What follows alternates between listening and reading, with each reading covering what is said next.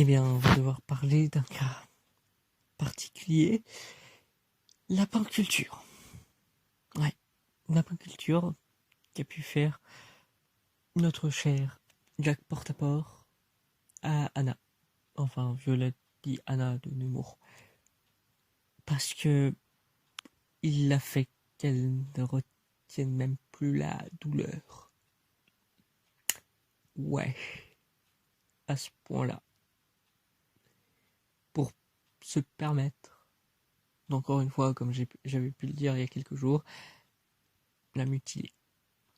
Et j'espère que même si c'est toujours aussi atroce, ma voix est un petit peu mieux. Mais en tout cas, ouais, toujours si atroce. Et ça lui a permis de faire des tonnes de tests. Et de savoir comment elle allait tenir. Et si elle allait tenir. Et à chaque fois, il avait réussi. Et je pense qu'on peut dire qu'elle est la première à avoir été sadomaso. Parce que la plupart du temps, elle en redemandait. Elle en demandait encore. Et il lui fit des choses de plus en plus pires, de plus en plus horribles et pires. Voilà, pardon. Jusqu'au point où, tiens, je peux te couper un membre, c'est pas si grave. Non, non, je suis tellement chaude.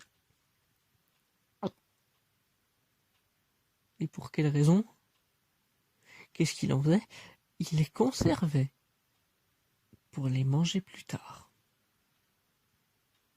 devant elle, et lui proposait. Et par manipulation, elle acceptait. Et en plus, il lui disait que ce n'était pas ça. Vous imaginez si vous mangez votre majeur, mais qu'on vous disait « Mais non, t'inquiète, c'est une saucisse !» C'est horrible. Elle s'en est jamais rendu compte. Je vais pas dire que elle est le mot de demain, mais sachez juste que elle n'est pas débile. C'est pas débile le mot de demain. C'est moi, débile MDR. Non.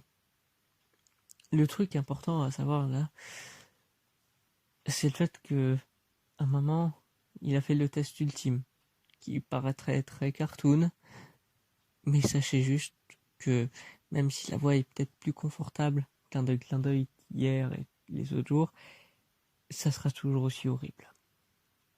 La manière dont elle est morte n'est pas aussi marrante et belle qu'on pourrait le penser. Elle n'est effectivement pas morte de sa belle mort. Et c'est du coup demain où je vais vous l'expliquer. Et préparez-vous à un assez gros changement. Après la voix, ça va dans l'histoire.